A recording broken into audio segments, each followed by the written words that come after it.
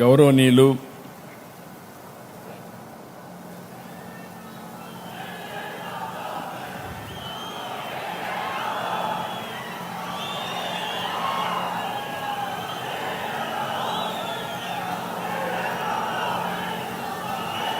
ఓకేమ్మా గౌరవనీయులు రక్షణ శాఖ మంత్రి పెద్దలు Rajnath Singh garu, honourable minister civil aviation Kinjarapu Rammohan Naidu garu, honourable minister IT human resource development Lokesh garu, BJP రాష్ట్ర అధ్యక్షులు మాధవ్ గారు, సహచర మంత్రివర్గ సభ్యులు సత్యప్రసాద్ గారు, భరత్ గారు, సత్యకుమార్ యాదవ్ గారు, సవిత గారు, secretary defence Sanjeev Kumar garu, honorary adviser government of Andhra Pradesh Satish Reddy garu, గౌరవ పార్లమెంట్ సభ్యులు పార్సారథి గారు, గౌరవ ఈరోజే మనం చూస్తే chairman MD Bharat forge limited Baba Kalyani garu, DG aero DRDO Rajalakshmi Menon garu, గౌరవనీయురాలు స్థానిక శాసనసభ్యురాలు పల్లె సింధూరారెడ్డి గారు,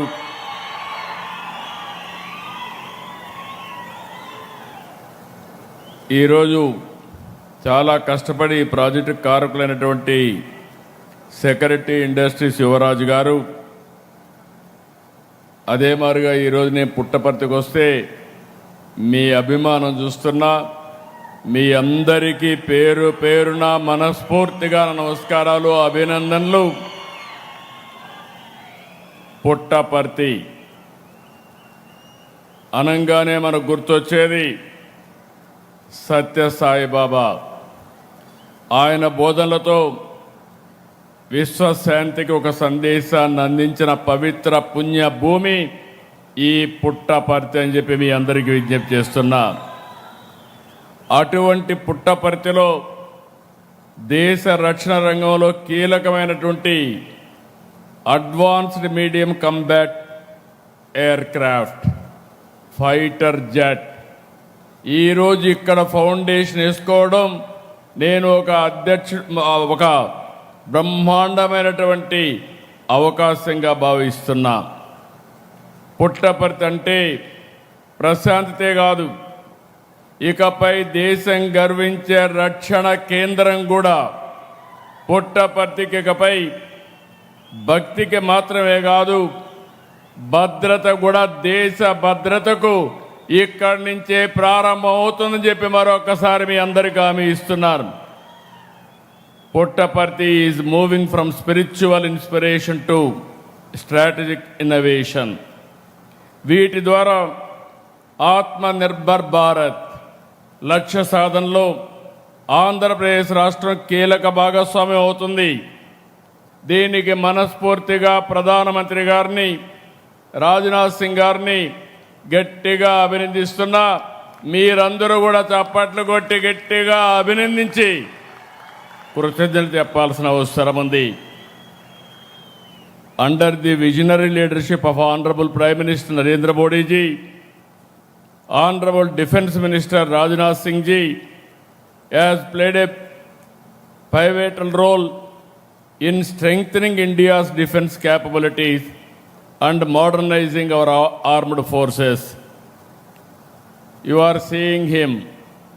His conscious efforts towards promoting indigenous defence manufacturing and advancing the vision of Atmanirbhar Bharat in the defence sector are truly commendable. Through decisive reforms, strategic investments and support for innovation, our defence minister has significantly enhanced India's self-reliance, preparedness and global standing in defense and aerospace. Operation Sindoor is proud example of India's growing strength and technology progress and the success of Atmanirbhar Bharat in defense.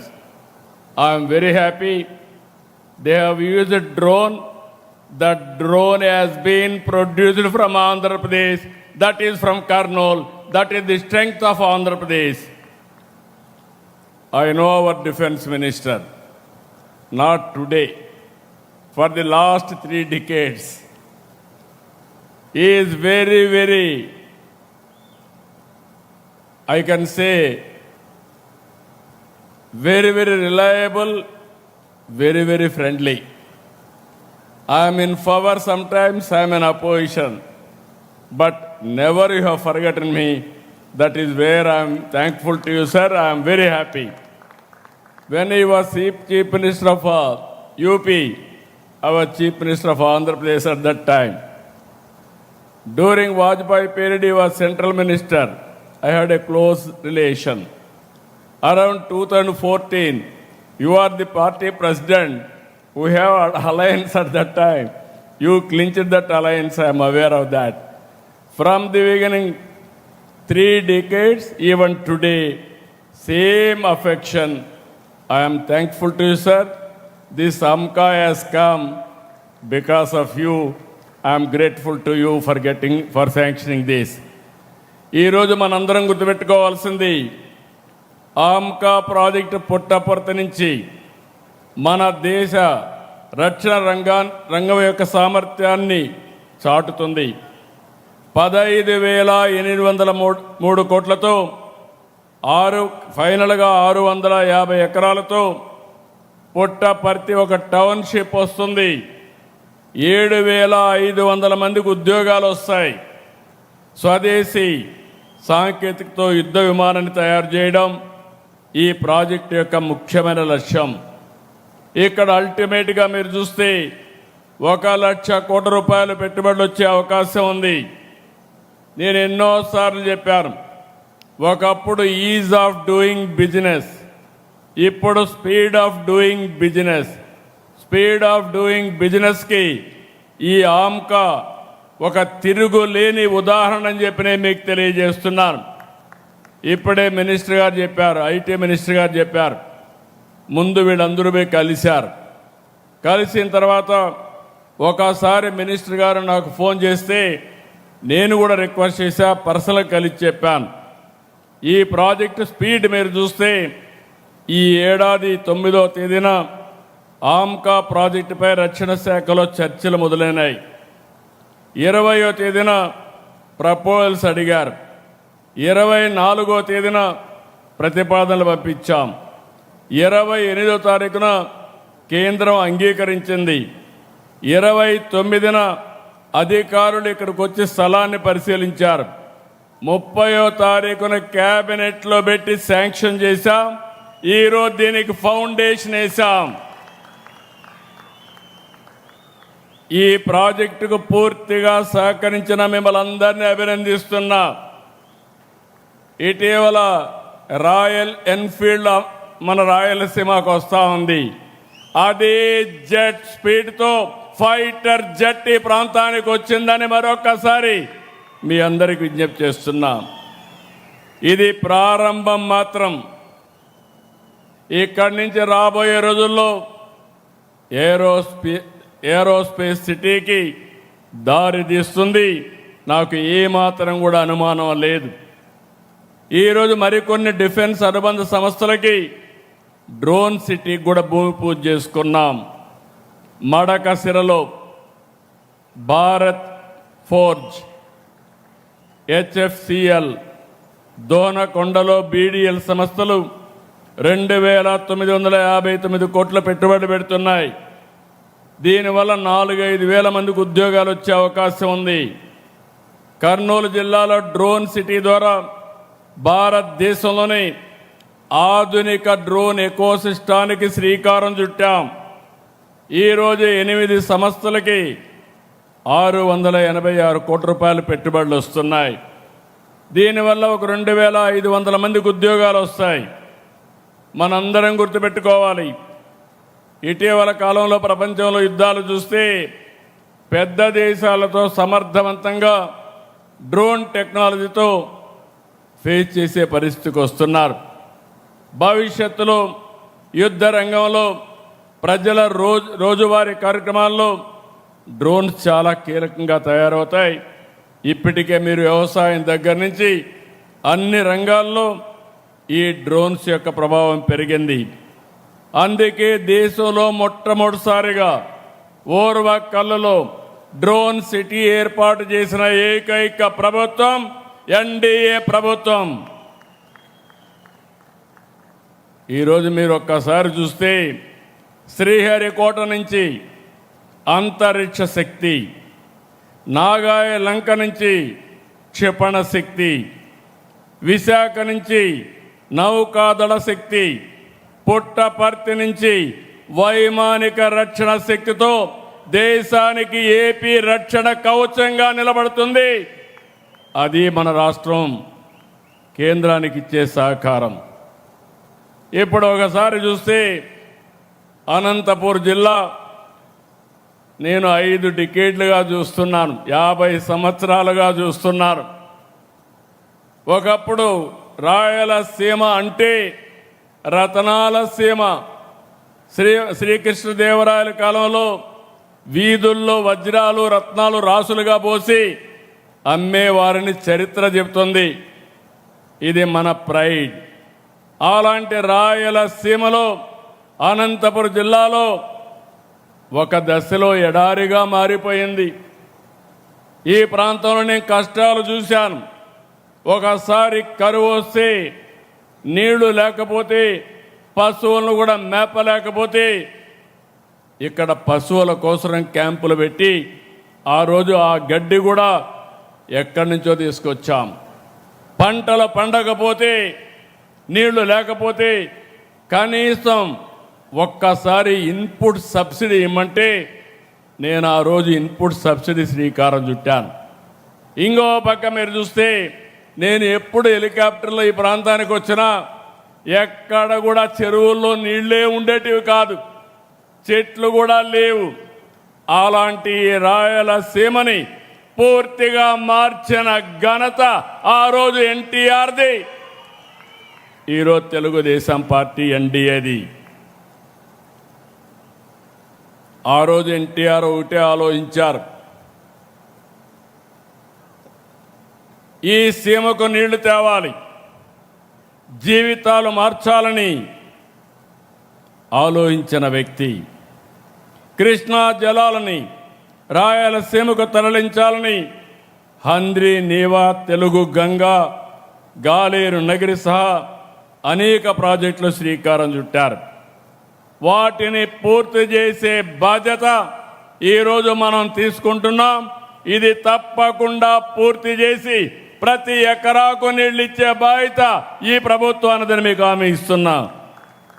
Jeedipalli, Gandikota, Cherlopalli, Gollapalli ఉపయోగంలో ఇచ్చాం. ఒక project ఏ విధంగా మారుతుందంటే, ఒక గొల్లపల్లి వల్ల Kia motor వచ్చే పరిస్థితి వచ్చింది. ఇంకో పక్క భైరవాణి తిప్ప, పేరూరు ప్రాజెక్టులు త్వరలోనే కృష్ణా జలాలు ఇస్తాం. సమర్థ నీటి నిర్వహణతో సీమ గడ్డకు జలహారతి ఇచ్చాం. గవర్నమెంట్ ఆఫ్ ఇండియా సహకారంతో సీమ దశ మారుతుంది. నిన్ననే 1,00,000 కోట్ల ప్రాజెక్టుతో సీమ ప్రపంచానికి హార్టికల్చర్ హబ్గా తయారు చేసే బాధ్యత ఈ ప్రభుత్వానికి మరొక్కసారి విజ్ఞప్తి చేస్తున్నా. రాయలసీమలో ఐరన్ ఓర్ ఉంది, లైమ్ స్టోన్ ఉంది, అనేక ఖనిజ వనరులున్నాయి. వీటిని సమర్థవంతంగా ఉపయోగించుకుంటాం. కడప స్టీల్ జూన్లో ప్రారంభించి 2028 డిసెంబర్ నాటికి పూర్తి చేసి కానుకగా రాయలసీమకి ఇచ్చే బాధ్యత ఎన్డీఏ ప్రభుత్వం అన్నదని చెప్పి నేను మీకు తెలియజేస్తున్నా. ఈ ఖనిజ వనరుల్ని సమర్థవంతంగా ఉపయోగించుకుంటాం. స్టీల్ ప్లాంట్లకి, సిమెంట్ ప్లాంట్లకి శ్రీకారం చుడతాం. Solar, wind, pumped storage, renewable energy ఉత్పత్తికి సీమ కేంద్రంగా మారుతుంది.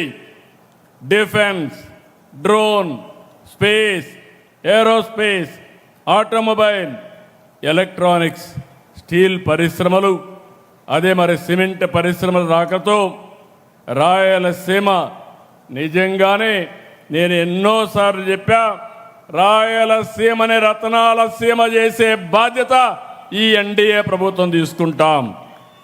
కొప్పర్తి ఇండస్ట్రియల్ నోడ్ని ఎలక్ట్రానిక్ మ్యానుఫ్యాక్చర్ క్లస్టర్గా తీర్చిదిద్దాం. శ్రీహరికోట పక్కనే స్పేస్ సిటీ వస్తుంది. రేపో ఎల్లుండో తిరుపతికి రాయల్ ఎన్ఫీల్డ్ తీసుకురావడమే కాదు, రాయలసీమని సగర్వంగా నిలబెట్టే బాధ్యత ఈ ప్రభుత్వం తీసుకుంటాం.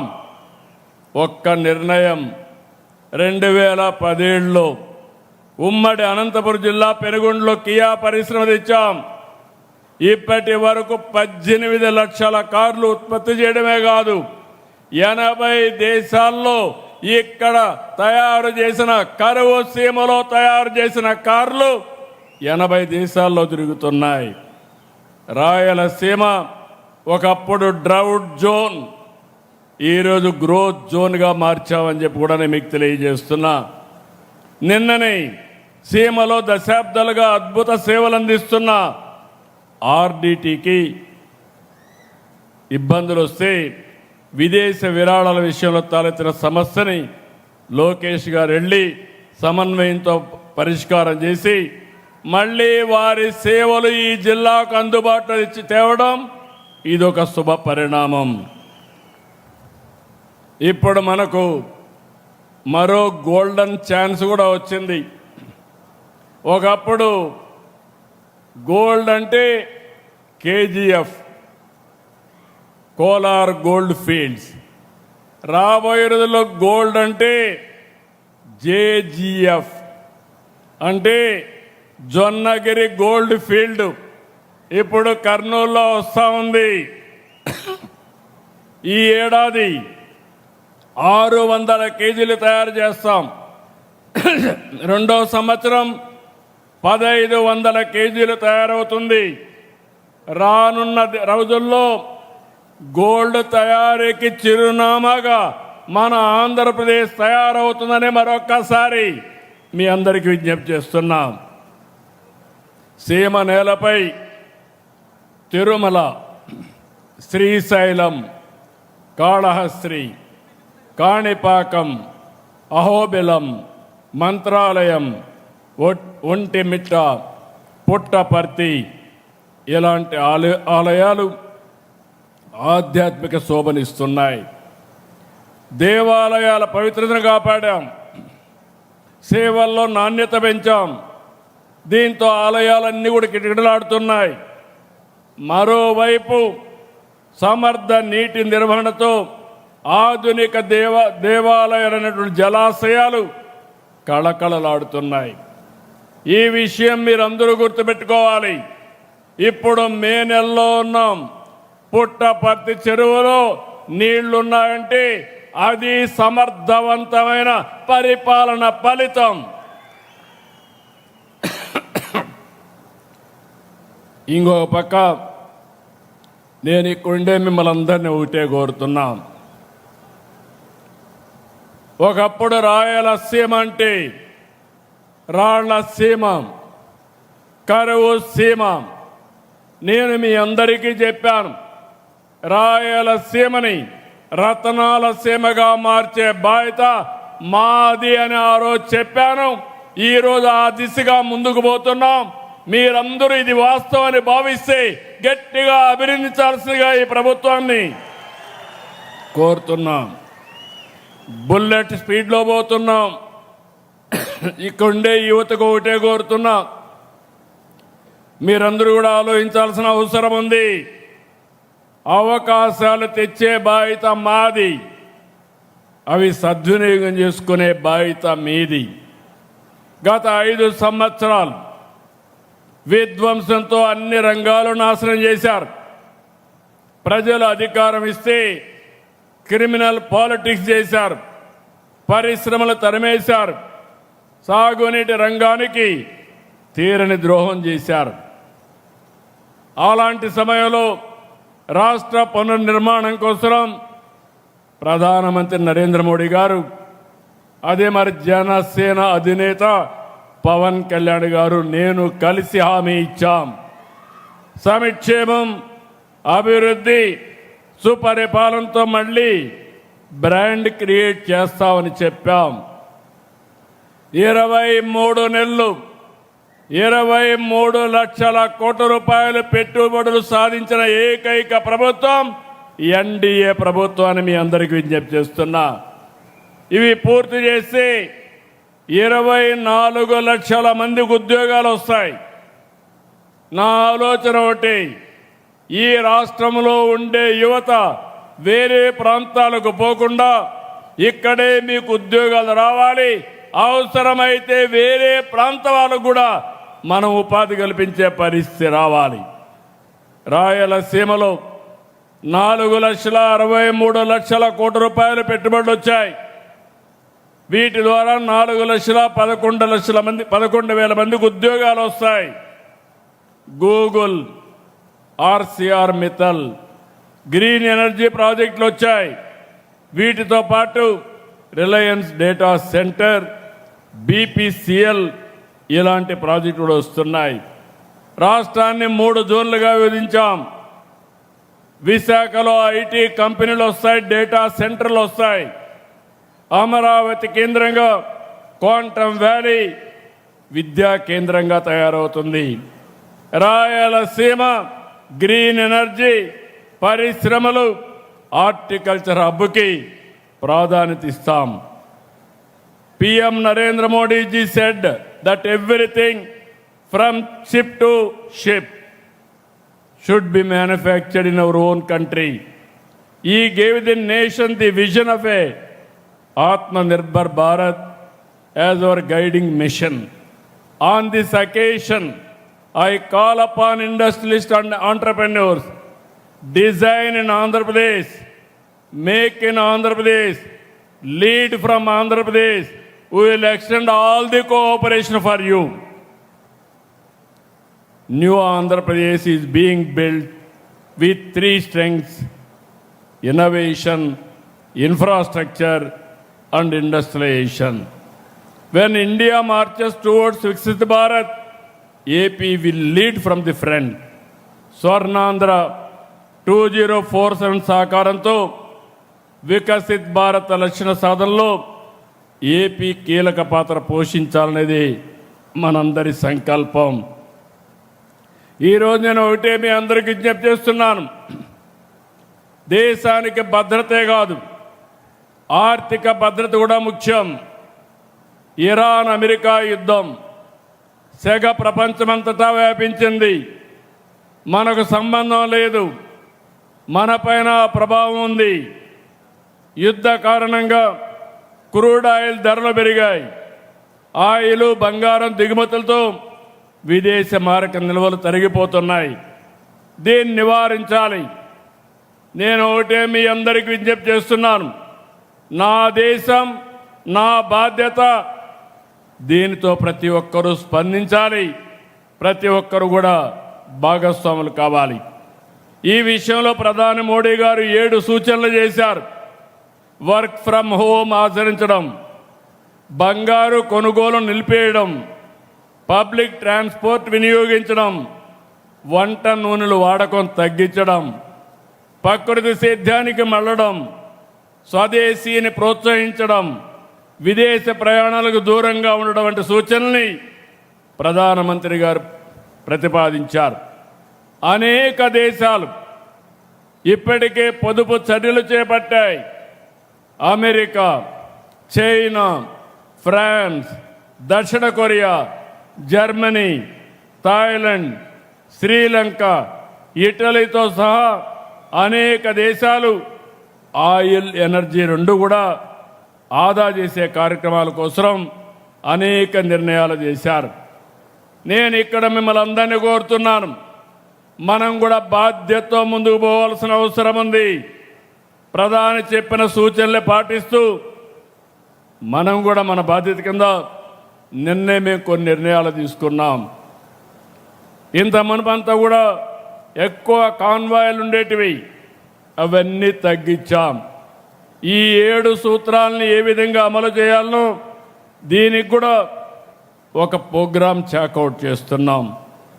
ప్రతి ఒక్క వ్యక్తికి విజ్ఞప్తి చేస్తున్నాను, ఈ పుట్టపర్తి పవిత్ర స్థానం నుంచి ఇది ప్రపంచానికే ఒక సవాల్. అయితే భారతీయులుగా మనం ఆలోచించాల్సింది, సవాలుని అధిగమించే విధంగా మనం ముందుకు పోవాల్సిన అవసరం ఉంది. నేను ఎప్పుడూ ఒకే మాట చెప్పాను, every crisis there is an opportunity. Even this crisis, because of geopolitical situation, we have to make it our convenient. We have to convert it in opportunity and face it effectively.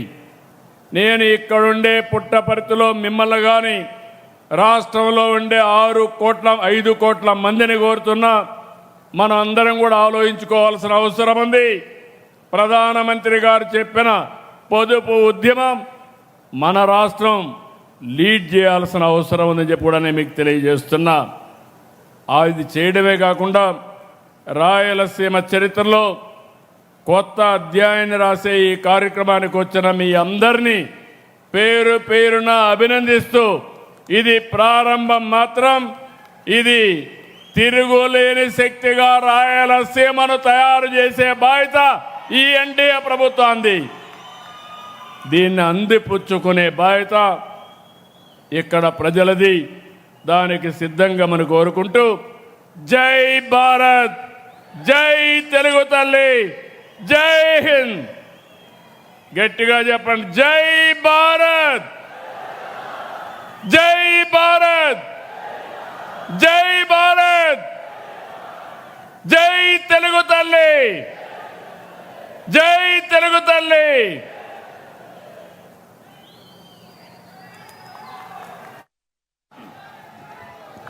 Manya ముఖ్యమంత్రి గౌరవనీయులు శ్రీ నారా చంద్రబాబు నాయుడు గారికి కృతజ్ఞతలు సమర్పించుకుంటూ, మరి